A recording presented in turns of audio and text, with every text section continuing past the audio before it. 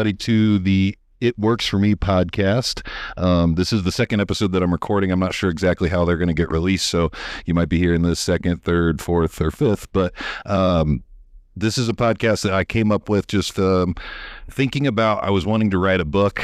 I'm not a writer, so I thought I've done a podcast before, so why not just kind of take these ideas that I've had and talk to some friends, talk to some people that I know, and get their feedback on some of the things I think about when it comes to being positive, staying in a good mindset, and just working through those things as a man. I think this podcast can speak to a bunch of different people, whether it's men, women, younger people, older people. I think that there are going to be things that are going to resonate with you regardless of your demographic. So just to get started, do we need to wait for your friends to show up?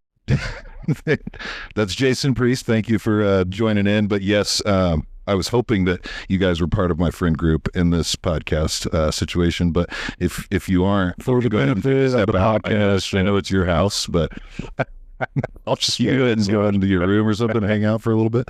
But no, go ahead. What are we doing? What were you going to say something? Oh, no. I was just a little friendly banter. All right. So Jason actually makes a great point. So the point of this podcast is joking with your friends, why it's important to continue to do, making fun of each other, not getting offended when people make fun of you, and being able to give it back. So Jason did a good job of starting that. So I've got Jason with me. I've got Patrick Vandiver, John Marchbanks, and Jason Priest. Known all of you guys, I think, more than 10 years, right? I think that's a easy thing to say. I met Jason and all of you guys through BioLife, a job that we all used to work at. I don't think anybody obviously works there anymore, so that's a good thing, because I didn't think I should bring up jobs, but now that I think about it, we're not all there. So anyway, so I met all three of them there. Jason was the first person that trained me at BioLife Plasma Services, and that was a fantastic experience. I got to learn a lot, and Jason saw me at some of my lowest moments in my falling asleep next to me at the screening station. That's been talked about before. And then we've got John Marchbanks as well, who him and Patrick, I think you kind of came in a little bit later than Jason with my work career, but I think I met you guys a little bit before that as well. So thanks for joining me. I appreciate it. Thanks for having us. And no cat. you have the current lingo, right?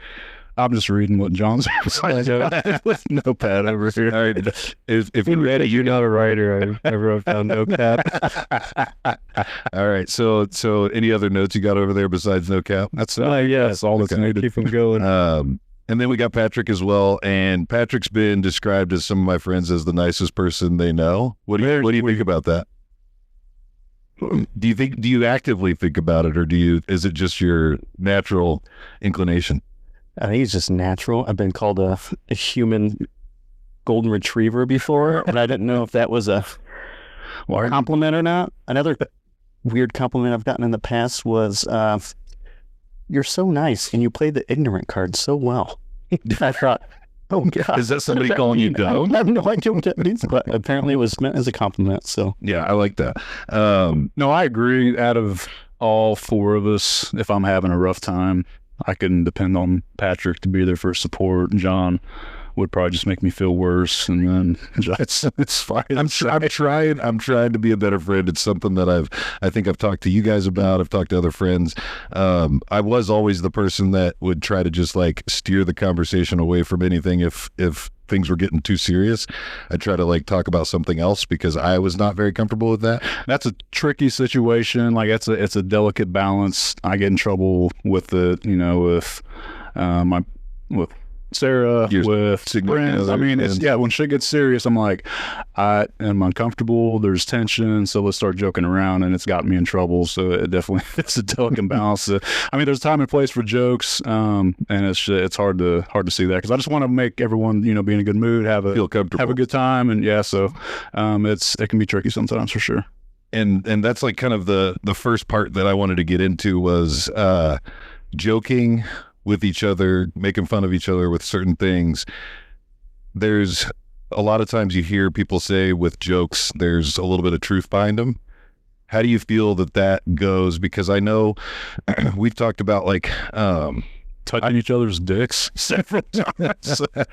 I'm not sure there's not only truth to that. There's no truth in that except for that one time, Jason, at BioLife. But that was more than once. But okay. No, what I'm getting at is I had friends before this group of friends that I grew up with in high school, and then I had gotten shot and went through like a knee surgery, and like I got fat, like I gained quite a bit of weight, and my friends made fun of me for being fat because I was never fat. And even though it hurt and it sucked and I knew they were just kind of messing with me, it still made me kind of like try to take action on it. What do you guys think? Like, do you think if you're getting made fun of for something, I'm very old school, and I even brought that up in like job interviews. Like, I'm very kind of hard nosed. So like with Rex, he's kind of overweight, and he told me that it motivates him, but then you have the other side of it to where people get offended and shit. But I'm like, to me, I need to hear that hard truth, because otherwise, if you're just fluffing up someone's ass, then it's not really doing anyone any favors, just trying to make you feel good about yourself. Yeah. Like being overweight is kind of a health issue, obviously. For me, making fun of somebody, that's good for me. To me, I don't know. I feel like jump in because I think I'm going to say something. Patrick's got something he wanted to add. So like for me, for a personal motivator, it's super. It's a super driver. So I remember back in like high school, I was like 7 pounds overweight before a wrestling meet, like the night before. And I weighed myself, and my coach was like, he didn't even like look at me, just said he's not going to make it, and turn around and like change the roster. Oh wow! Like eliminate my name and like move me up a weight class or whatever. And I thought, oh, that motherfucker, like, so I came in like 4 pounds underweight the next morning. Like all I thought about was just losing weight all night. But going back to, I guess, the nice guy aspect, I think a lot of that's some like social anxiety too. Like I'm very worried about how people are, and not like a personal anxiety, but like I have worry about what the group feels, so I never find myself giving that motivation. I wouldn't say like, Jason, you old ass, you need to get in shape. Yeah, get younger. Yeah, I know. We do tell them to get younger, though. But it is a powerful driver. Like I even do it to myself. Like I just finished carnivore month, and like I had one cheat day where I ate olives and pepperoncinis and a steak. And after dinner, I told him, I was like, man, I shouldn't have cheated. It was still low carb, but it was still steak, pepperoncinis, and an olive. And then all week, I didn't touch anything else. And it was like the motivator, like, I shouldn't have touched that. So to your point, this like picking or like inserting that self-doubt is a huge motivator for results. But there's probably a line. Yeah, right? Yeah. I mean, you can just tear somebody down, but you have to be there to give them support at the same time, because otherwise, I don't know. I mean, it depends on what that person's going through. Like, I'll bring up Rex again. I think you turned yours off. Okay, good. Oh, that was on purpose. Good, gotcha. Okay. Yeah. Again, it's like I can sit here and say, yeah, act like an asshole to someone and make them try to lose weight, but again, you need to be there supportive as well, because if you're just you need to also wake up and go to the gym with them. No, I've tried doing that in the past. Sometimes it works out, but like I said, it's on that other person too. Like you can sit there and just talk shit to them the entire time, but if they don't want to change, or they want to use you making fun of them as an excuse why they don't want it, you know what I mean? It's really the mentality of that other person too. So again, it's a balance. You can't just be a dickhead the entire time. You have to be supportive, but it's all on that other person to want to make that change as well. For sure. I would like to say that the dynamic that we all have in, giving each other crap, it doesn't only, provide motivation, but it also keeps me grounded. Mm-hmm. So I can, there's just people that I have to be around all the time, and I feel like I can do better than people a lot of times. Mm-hmm. I hold myself to a high standard as like a perfectionist in things that I do. And if I just go off of what those people say, like I'm not really reaching my full potential. Where if I like to surround myself with other people that think that they're accomplishing things and they're moving their lives forward. And so when we're, giving each other crap, I can kind of gauge, where I really stand among my peers. Yeah. And it kind of depends on who my peers are and who I surround myself with. And I chose you guys, which I don't know what that says about me, but make me feel real good. You do keep me grounded. Yeah, and you guys know that I don't think I have much of a lack of confidence, and that's one of my you have enough spread out for sure. That's actually, when you brought that up, John, that was making me think of thinking of a motivator, but also keeping me grounded is you guys call me the dumbest one in the group. That definitely makes me it's one of those things that I'm like, there's no way they really think that, but maybe they do. And so then I know that it sounds stupid, but I try to be smarter. I try to read more. I try to do more things because I don't want to be the dumbest one in the group. And what's so funny is over the holidays, we played that smartass game that you guys have played with us before. And I tell everybody that comes over and plays it, I'm like, when Jason and Patrick and the other people have played this here, I don't win. And I'm winning against all of you. So that should show you that you're not as smart. I'm the least smart person out of my friends. So the people I'm playing with, my family and stuff, which they took offense to that. Which, whatever. But call your mom dumb. But I think going back to it, I think we all receive constructive criticism pretty well. I've been told in the past that I complain a lot, and I think that I probably do. Especially driving, I have a lot of anger when I'm driving, so I know I can't control what others do. But I'm receptive to that. I'm like, I've dealt with people in the past where I said, you're negative, and that person's like, well, that's just the way I am, and that's the way it's going to be. So I think to be able to take that constructive criticism is very beneficial, because I know if I give you shit, you might take some of that to heart and actually make a change. Right. And so then that kind of leads me into the next kind of segment and idea that I had about this whole conversation.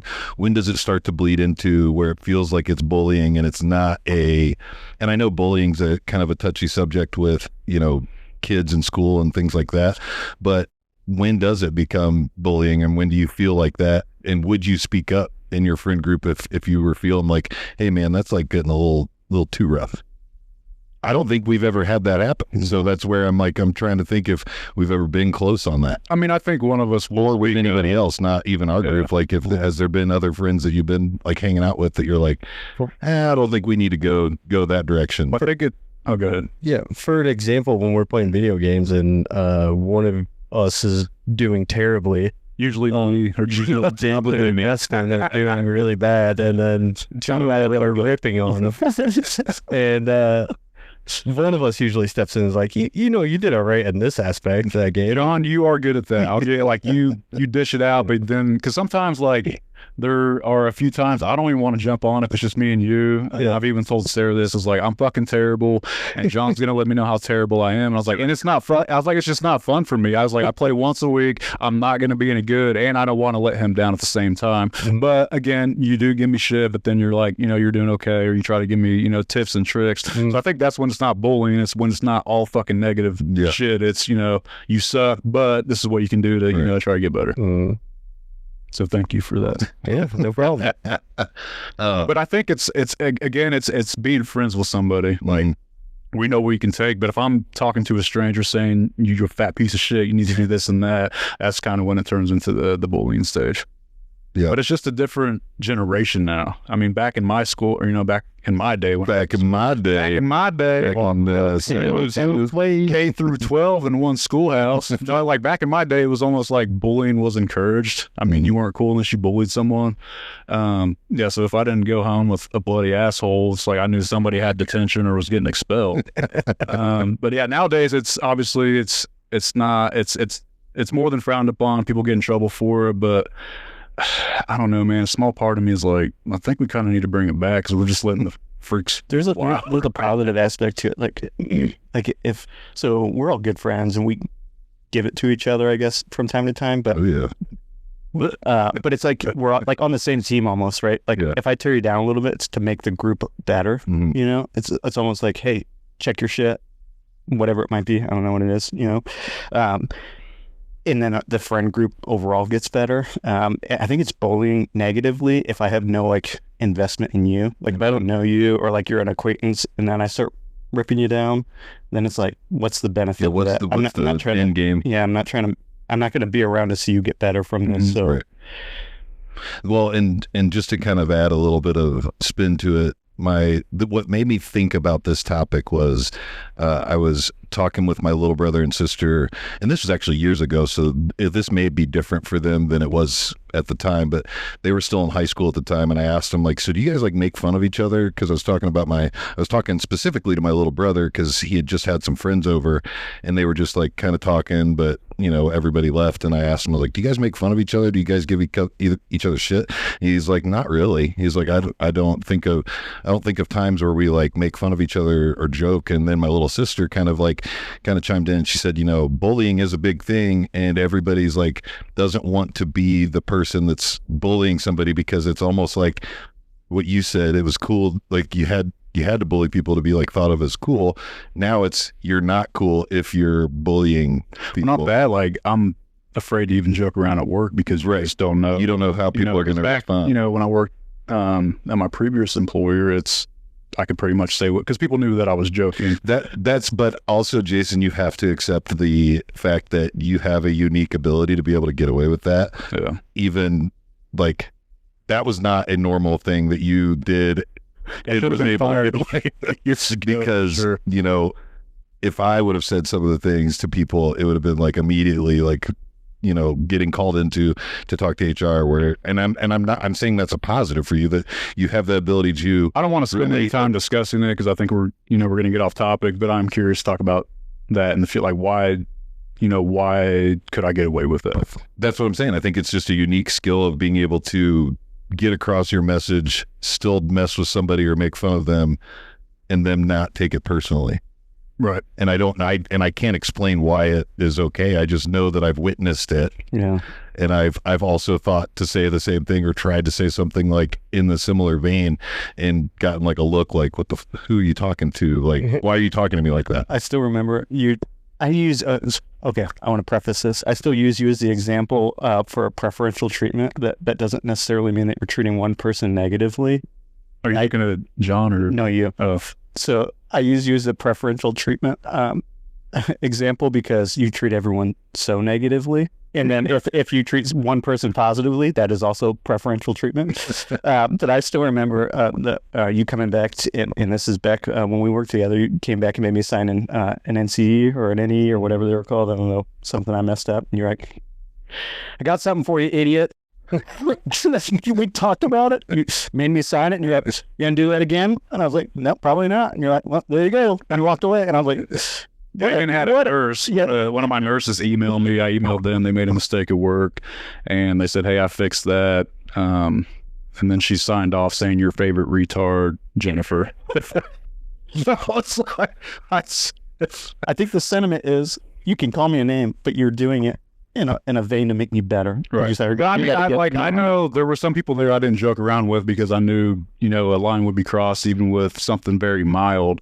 But yeah, typically, I don't know how I got away with it, but typically I could. But again, you just have to know the crowd, you know what I mean?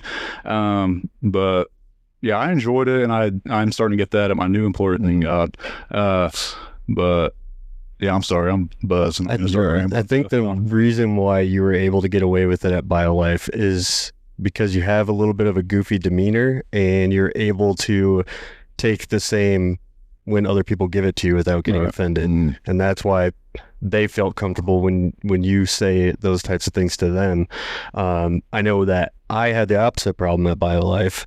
I couldn't really joke with anybody because it was the way that I tried to carry myself and prove myself that I was smart and, trying to move ahead and like memorize the standard operating procedures and all of that. So I was like correcting my superiors whenever they got things wrong. And it ultimately made them not really like me. I didn't really build relationships with them very closely because I was trying to prove myself every time I was in an interaction with somebody that was above me to show that I'm good enough or better than the position that nobody likes to know it all, but you did take that job very seriously. But also you probably learned from that too. Like I've definitely learned from that. I've gained a lot of better professional skills and being able to talk with people and joke around and figure out where that line is with people before I approach it. Yeah. And I get that from my experiences at BioLife and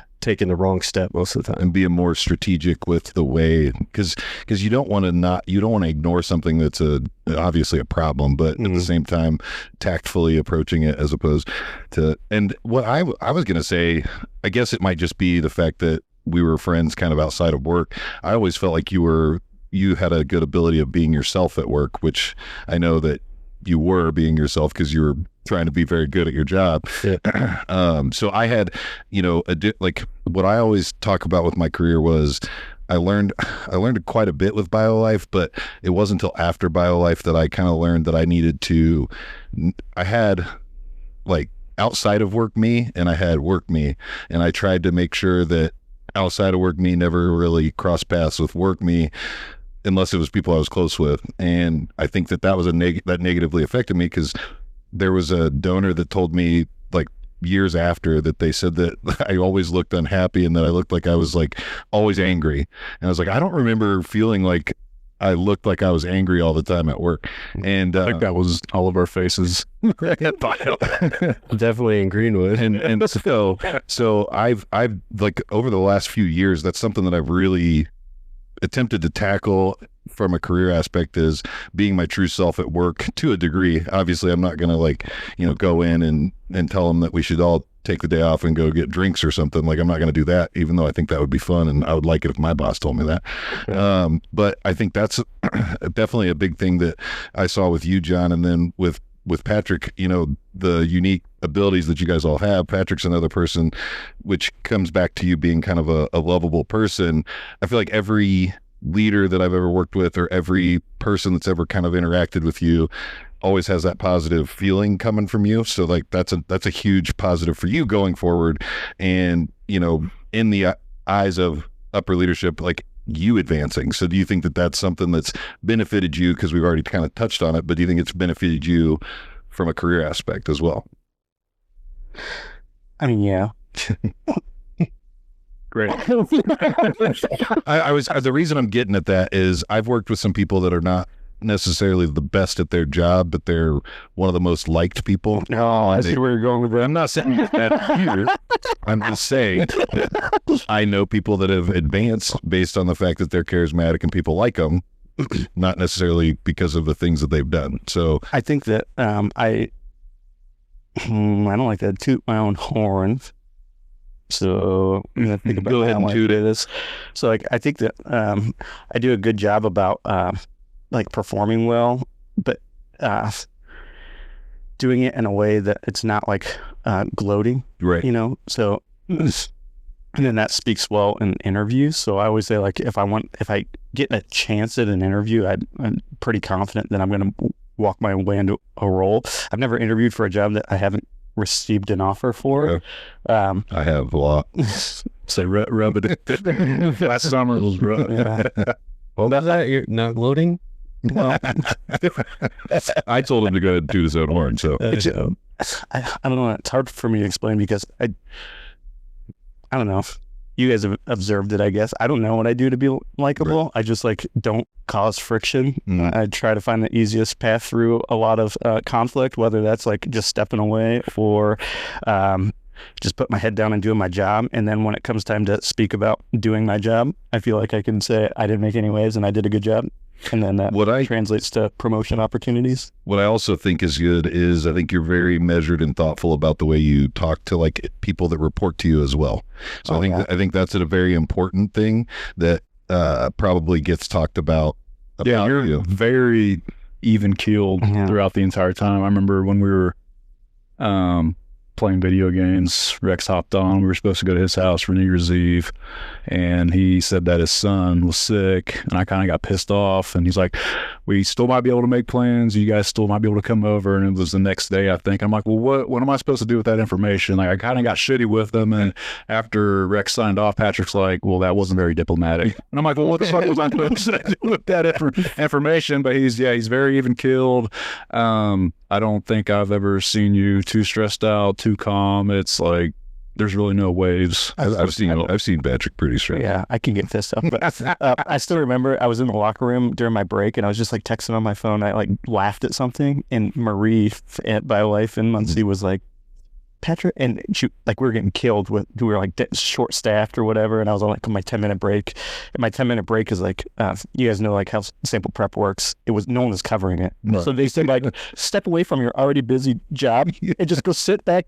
So go get back, but then let's come back and just be fucking drowning. Yeah, exactly. So I was back there laughing, and she came back to tell me like, hey, it's time to come back, and I was laughing at something, and she goes, I've never seen you mad. I'm like, what's there to be mad about? Like, like, I don't know. I try to get to that, but I still like, especially. I think, are we getting off topic? Do we need? No, we need on back in. No, I've got the next thing, but this is good, so keep going. Yeah, it's hard to. I don't think I have anger issues by any means, but I keep going back to driving because that's where I have most of my anger. It's hard to not react to dumb people out there, and I do have probably it's an entitlement thing maybe that I'm dealing with. But I just think there are a lot of dumb people out there, especially driving, and it's hard.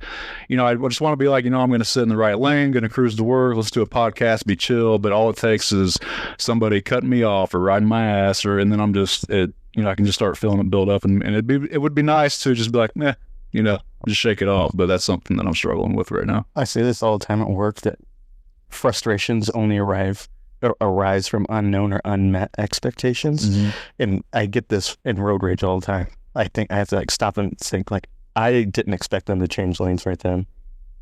Right. But now I'm frustrated because I can't give them my expectations of, oh, idiot, don't change lanes right then. Yeah, I can't talk to them. So and I know shit's going to, I'm trying to get in that mindset. I guess I'll tell you guys, I have been going to therapy for the past couple of weeks. I'm trying to get in that mindset. Like, life is not going to be rainbows and fucking sunshine all the time. Like, I have to expect problems, and I have to be ready to meet that challenge and be excited for those challenges, I guess. So, like I said, it's something I'm working through, and I'm actually excited too, because there's a lot of anger that I'm dealing with. So it'll be nice to kind of overcome that hurdle. I'm glad that you brought that up, because that's one of the things that I think is a positive for me, and also why I kind of decided to do this podcast. And I was going through thoughts of, I've been told I'm a pretty positive person. I'm an optimistic person.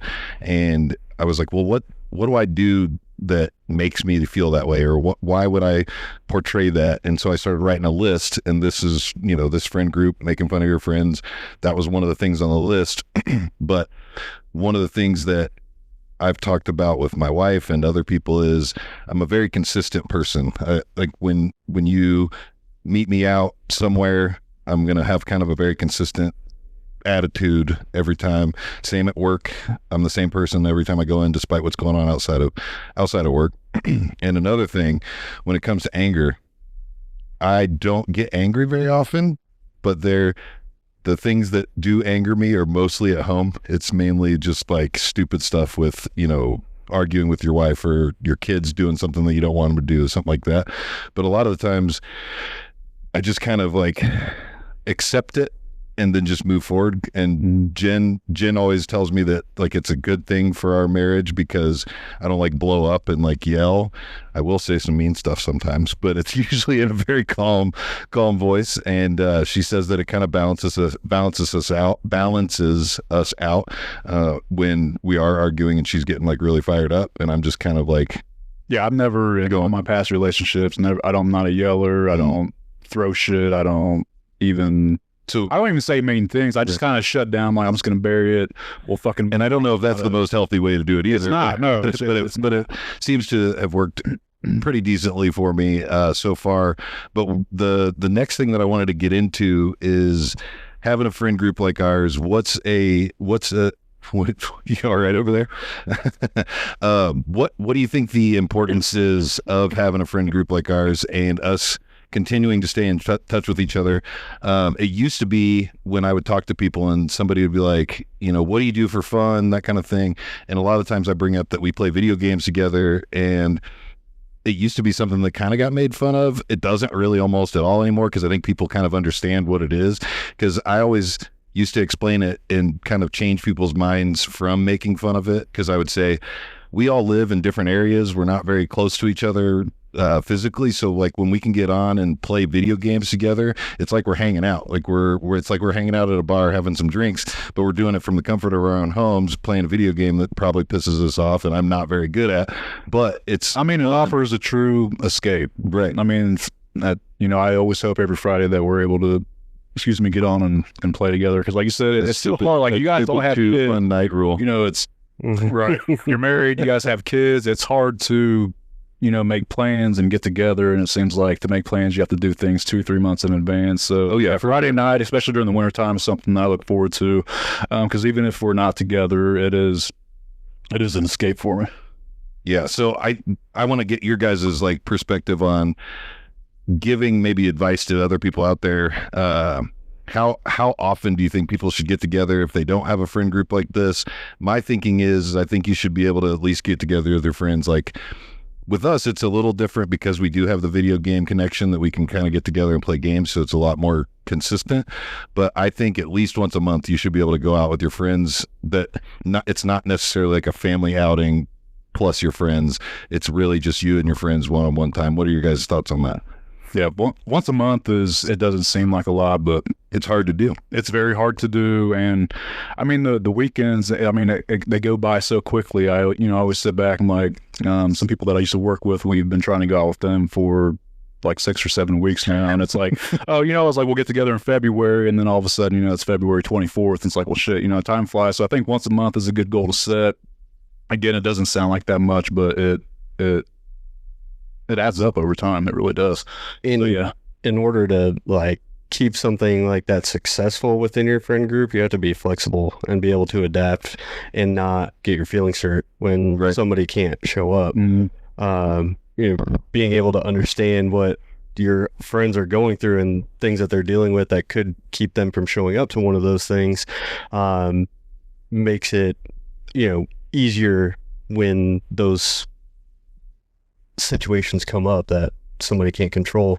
And we all kind of get that. We don't really give each other crap about not showing up to things except for playing video games. Yeah, we do that. Boomer bedtime ruins a lot of nights. I'm fucking tired, man. I don't know what you want me to do. I'm not worth the shit after 10 o'clock. So if you guys can get on earlier, but like I said, you got to put the kids down. So that's something that I understand. And so I get that. So when I got to get off at 10:30, you guys just need to understand that, okay? Oh, dude, I think it works out really well because then you guys actually start winning once I do log off. So you're undefeated before Patrick got on yesterday. That's true. Did we lose? I don't remember. The tough thing with you, Patrick, sometimes is I feel like that you and I and John have stayed up real late, and then we don't even remember how well we did. Yeah. Yeah. But so the once a month, and then there was some other things I was thinking about. We talk almost daily. Do you think a group text message with your friends is a good idea or a bad idea? That's what I thought this was going to come up, because I don't have many. I mean, our group text is the only one that I really pay attention to. Me too. I'm in others, but this is going to sound bad. I'm in one with Jen and her family, and I will pay attention, but a lot of the times it's them talking about something that doesn't really directly involve me. So like whatever. And then, I'm not gonna. It's just like a work meeting. If I don't have anything of value to say, I'm not just gonna talk exactly for the sake of talking. I'd love our group message, and a lot of times John won't participate. I won't participate. Like it's once we have something to say, then we'll jump in. But it is nice to have that connection and communication, because I feel like we talk almost, if not daily, it's at least a few times a week. Oh yeah, for sure. And I think that's an important thing for people to have and now I think that there's some risky stuff that gets said sometimes in those texts that you don't want other people to find out about, but I think it's important to have those open lines of communication. Just make sure you delete the text messages.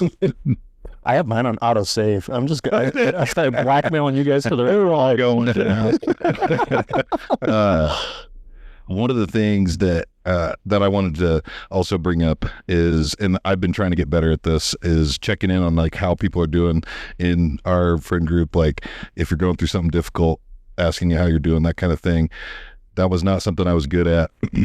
What prompts you guys to do that, like to check in and say, like, you know, how's this going, that kind of thing. Like, do you?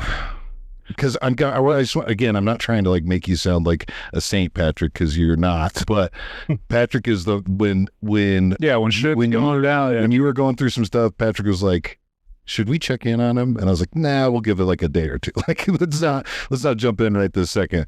And I just wanted to know what kind of prompts your mind to think that way, because a lot of times I'm thinking like more than likely this person doesn't want to talk about it if they're not talking about it.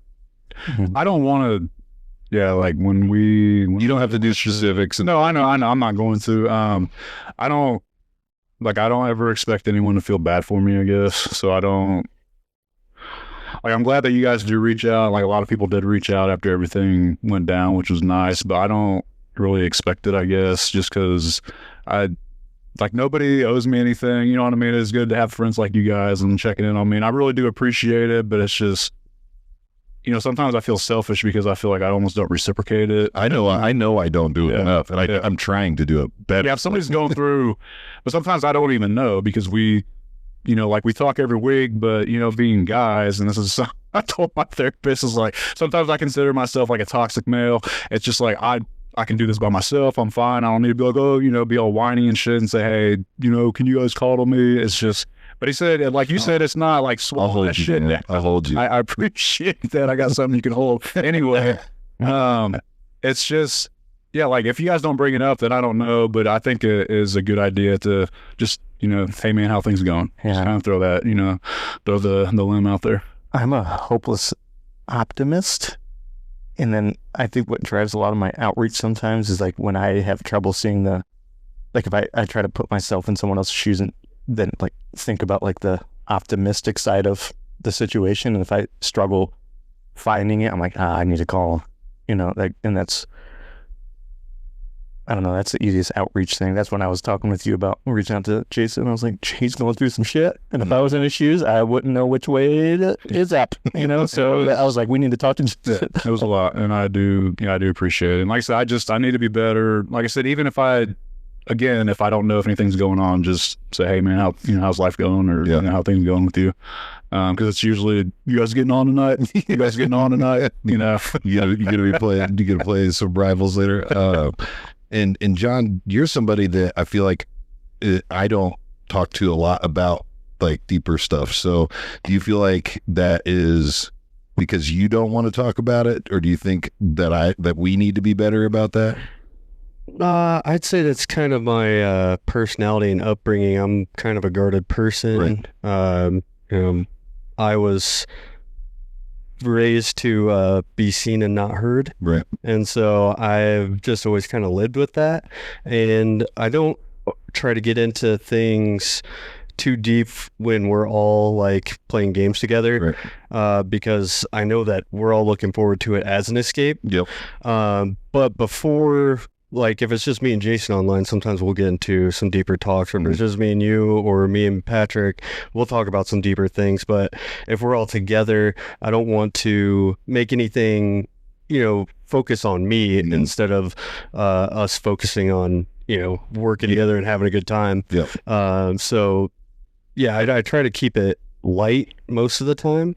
But I tell you guys some things when it's just one-on-one. Mm-hmm. But that's just kind of like the way that I was brought up, and it's a hard habit to break to be more open about things. And I've told you guys a couple of things recently, like joining the Freemasons and starting back up in school. Some of those things, I don't share that with everybody, and a lot of people in my family don't even know I've done some of those things. And my wife's family, a couple of them know about it, but I don't like to talk about myself very much. So I'd rather, if we're going to have a deep conversation, talk about what you guys want to talk about. Yeah, and I think that's a good point, like video games, especially everything that's going on last year. But I think I'm going to get this on tape now. We need to meet in person. Right. Like I said, when it's one-on-one video games, we can talk about some deeper shit, but I already am terrible at video games. So when I start talking about things that aren't related to the video game, I find myself doing even worse. So I think it's important. I know we got some hurdles to get over, but I think just to meet up just whether we have a guys' night, you know what I mean? Like do that once a month, once every couple months. I know everyone has their shit to go through, but if we can make some time just to meet up for a couple hours at least, we don't have to spend the entire night together. Yeah, you just got to make time for it. Because I think that would be easier to be in person, because like John said, just when we're playing video games, do we really want to talk about the shit that we're going through? And it's hard to, like, I'll admit, back to what Jason said about not being good at the game, if we start talking about something kind of in depth, I can't pay attention to especially the game we're playing right now that's so fast paced. It's like I feel like I can't even, especially because I'm like, hey, get on point, get on point. What are you talking about? and so my heels. I need heels. Like, I'm talking to John about something. Give me a second. So I think that's important. I think that's a good message to send to anybody that's listening, that, you know, you might have those surface level conversations, the surface level like enjoyment and hanging out with each other, but definitely the in-person thing I think is important. We're all fucking busy, but you just have to find that time. Like I could sit here, well, I can't because we're doing, you know, but like I said, just a couple hours once a month, once every 2 months at the most. It's like, it's hard, but we just need, like, you got to make time to do it. It's for healthy, you know, and you got to plan it. Right. Yeah. And that's what, something that I'm actually even trying to improve upon myself is reaching out to people and saying, hey, let's go get lunch, or like, let's go get something, get a drink or get a coffee, or like, I'm not a coffee drinker, but I'll go get a coffee with somebody, just to like create that. And that's just professionally, that was like something that I would kind of plan, but then I would either flake out or I would like be excited when somebody called me and said, oh, I can't make it. I'd be like, good. So I don't have to like change my day. I can just go about my day and like skip this part and I get, you know, an hour back or whatever. So I think it's important. I think you just got to make time to do that. And again, you can let a lot of things get in the way of that, but you can also just, you know, bite the bullet and make the time to do it. So right. I think that's important. Yeah, Sarah's job actually has the pretty cool thing going on. Every month, they make their employees go out with somebody they either haven't talked to or they don't work with, and have them have lunch together. Yeah. So I think it's a good way to make connections. And then you know, I didn't know you guys before you started working in BioLab, so I think your coworkers are, like, I've known you, you know, I've been friends with you guys for so long now, and I'm thinking about like high school friends, childhood friends, and I don't talk to a lot of them, just the people that I work with. That brought up a thought that I always make fun of Jen, because her and her friend group, they all met each other at Johnny Carino's when they were working together in college, and they're still friends. That's awesome. That's us now. And I was like, I always make fun of them, and I never really think about our group being kind of the similar situation. So now I can't really make fun of them anymore, because I have kind of come to the realization that we became friends through a job. So, really just before I wanted to kind of get us to close to like an end point. So just kind of final thoughts of what you think what's important about having, and again, this podcast, I do want it to resonate with people that aren't just males, but it's kind of, the idea is that it's kind of more designed for the niche of males, because another thing I was thinking about when starting this was there's a lot of sad, anxious, lonely, like not happy dudes out there. And I wanted to give ideas of things that I do, hoping that it might work for somebody else. That's why it's called the It Works For Me podcast, because I want it to hopefully potentially work for somebody else. Just kind of give some final thoughts on why maybe a male friend group, communication, getting together, just kind of give a final thought, and we'll kind of wrap it up after that. And John, go ahead first. Yeah. So, I mean, we talked about this at the beginning, but we, give each other crap, but we also take time to build each other up at the same time. So, with four of us that typically play games together, hang out together, two of us can be dogging on the other person, and then the third person steps in and is like, hey, you know what, you did good in this other part though. And sometimes it's even a little bit sarcastic, but it makes light of the maybe negative sentiment that is coming your way, and then you're like, you know what, they're kind of right in a way, but I'm also improving, and they're seeing that too, and having all of that together is what helps us stay as a close group, I think. Yeah. Just reach out to, because I think society kind of tells men that you just bury it deep down. I think it's been like that for a while. White knuckle it. Yeah,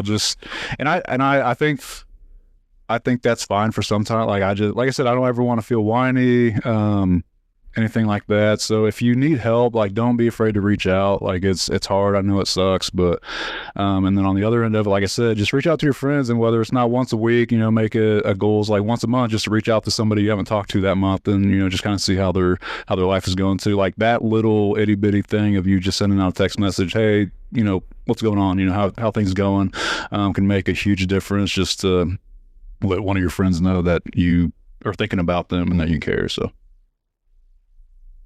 Anything? Oh, do I have to give some sage advice then? You don't have to. I'll tell you. So I know that. So my wife has trouble making friends outside of just any social interactions, and she brought up not that long ago we were discussing maybe a possible move across the country, and she was like, you have an innate ability to like just meet new people, and you have this hobby in jiu-jitsu that like you can just join a community, and then you have this open door of other husbands and wives and people we can hang out with and stuff. And she's like, I don't really have that. I work remote. I talk to the same group of 4 or 5 people every day, and I don't think of it that way. I always think of it as like the people that you encounter just daily. It's the same interactions I always have, but it's I guess it's telling to hear someone else's like input about like the struggles of making connections, and it's probably a negative thing that I'm a hopeless optimistic, because that does impede my outreach. I often think you guys are like doing fine, so I don't think I need to like reach out or text you or whatever. Or if I do text you, it's a silly meme or whatever, and then we chat about it or whatever. But I think that speaks to the importance of just interactions daily. That community, quote unquote community, from a gym structure is just because I'm near, like it's a close-in thing. Proximal it's location. Yeah, it's proximity, right? So I think that if anyone like get a fucking hobby. And, well, and it doesn't have to be the gym, or like it can be anything. But to your point, get a hobby, because that's going to force you into some sort of cadence to interact, and then that interaction is what builds community. It's hard. Like this shit. Work, getting a good body is hard. Being on a diet hard, not drinking, like all this shit is hard. It's very easy, trust me. I know, like if you want to make a true difference in your life, like you're gonna have to do some shit that sucks. Like that's just the way that it is. But my last thought is, like Patrick was saying, you don't ever feel the need to reach out and check on us and stuff. But I hope that you guys know that if you are going through some true shit, don't hesitate to be like, hey man, we need to, go grab a beer or, grab a coffee or something like that. Cause I think that we should be at that level and, be comfortable enough with one another that if we are going through like, hey man, I just need to talk to somebody. Because there aren't a lot of people I can reach out to, because I just either don't want to bother them, or I'm just not comfortable going through, things that are happening. So don't ever be afraid to, like I said, just reach out. I think reaching out's important. All those things are great. I appreciate what Patrick was saying, because ultimately on one of the coming up episodes is the importance of having a hobby. And so very important. That's going to be an important conversation that I'm going to probably have with somebody. I don't know who that is yet, but that's going to be something that is on the list. Have a hobby that you are passionate about and that you put a lot of effort into. That is a key to me being positive and having a positive mindset and going about my day in a more happy light. In addition to that, and what Patrick was saying about his wife having a hard time making friends, and finding a hobby, but you can find a hobby and there can be a community that you kind of interact with, but you're like, what do they call it, lurking? Mm-hmm.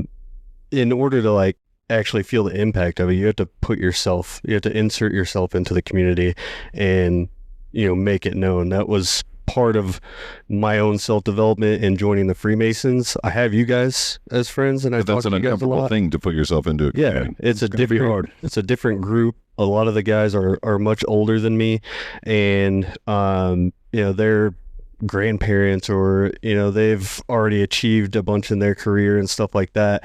I feel like I'm still pretty early on in my career, specifically where I'm at right now, but getting myself into those types of situations expands not only the community that I'm a part of, but expands my thinking and helps me see other points of view that I haven't necessarily thought of. And if I didn't take that step to go and join the Freemasons, I'd still just only be talking to you guys, probably on video games most of the time, and not expanding myself. So Yeah. you gotta take that leap. Take a fucking leap. That's exactly what I was just gonna say. Yeah, you gotta take that. Just take a leap. Yeah, it's scary, but usually when you land, it's pretty cool what happens. So. Yeah, so that's been a fantastic podcast. Again, thank you guys for doing it. I know it was kind of last minute, but I appreciate you guys taking the time to chat with me. I think we've had some really good, impactful conversations that I'm hoping people might take something from it and it might resonate with them, help them with whatever situation they might be going through, and hopefully have them reach out to their friends, have them pick something up, put themselves in an uncomfortable position they haven't been in, make fun of their friends, but in a way that lifts them up and not every time has a positive intent behind it, and that's what works for us, and hopefully it works for you. Thanks, guys. See you. Thanks. Peace. What's your mom doing?